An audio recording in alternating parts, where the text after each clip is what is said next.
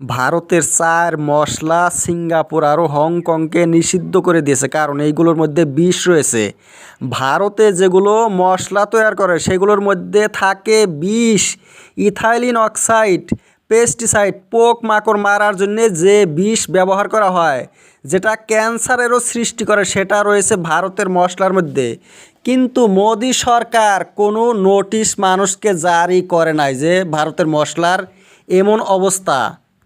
European union ভারতের 500-র চেয়ে বেশি মশলা প্রোডাক্ট ব্ল্যাক লিস্ট করে দিয়েছে। 500-র চেয়ে বেশি মশলা প্রোডাক্ট যা ভারতের ফ্যাক্টরিগুলোতে বানানো হয় আর ভারতের মানুষে খেয়ে যা বাসে বিদেশে বিক্রি করে। আমরা এই বিষ খাইছি। দেখা যায় কোনো কোনো মানুষ কোনো দিন বিড়ি সিগারেট খায় নাই, তাদেরও ক্যান্সার হয়। কী জন্যে? আর এই মশলার কারখানাগুলো তো খালি মুসলমানদের নয়, বেশিরভাগ হিন্দুদের কারখানায় যদি এমন অবস্থা হয়ে থাকে, তাহলে হিমন্ত বিশ্ব শর্মা কেন বলে যে মুসলমানদের মাছ বিষালা, আর মুসলমানদের মাছ খাবে না? শাকসবজিও মুসলমানদের বিষাক্ত, মুসলমানদের শাকসবজি মাছ বিষাক্ত। হিন্দু মুসলমান আছে নাকি মাছ শাকসবজির মধ্যে? আর কি প্রমাণ আছে হিমন্ত বিশ্ব শর্মার কাছে যে মুসলমানরা যে শাকসবজি মাছ উৎপাদন করে তার মধ্যে রয়েছে বিষ? বিষ যদি থাকে, কেন সেই মাছগুলো শাকসবজিগুলো উনি নিষিদ্ধ করে নাই? মুসলমানদের শাকসবজিতে কোনো বিষ নাই, মিথ্যা কথা বলছে।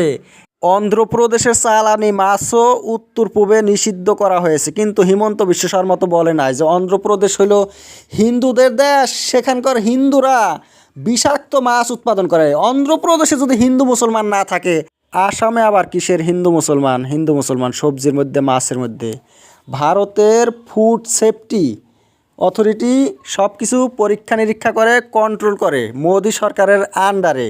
তারপরেও যে মানুষ বিষ খাচ্ছে যেটা ক্যান্সারের সৃষ্টি করে, মোদি সরকার কি করছে? হিমন্তর মুখ কী জন্যে, যার মুখে এত পাশ করা এমন সিরিয়াস ইস্যুগুলোর মধ্যে সাইলেন্ট, চুপ হিমন্ত বিশ্ব শর্মা কেন?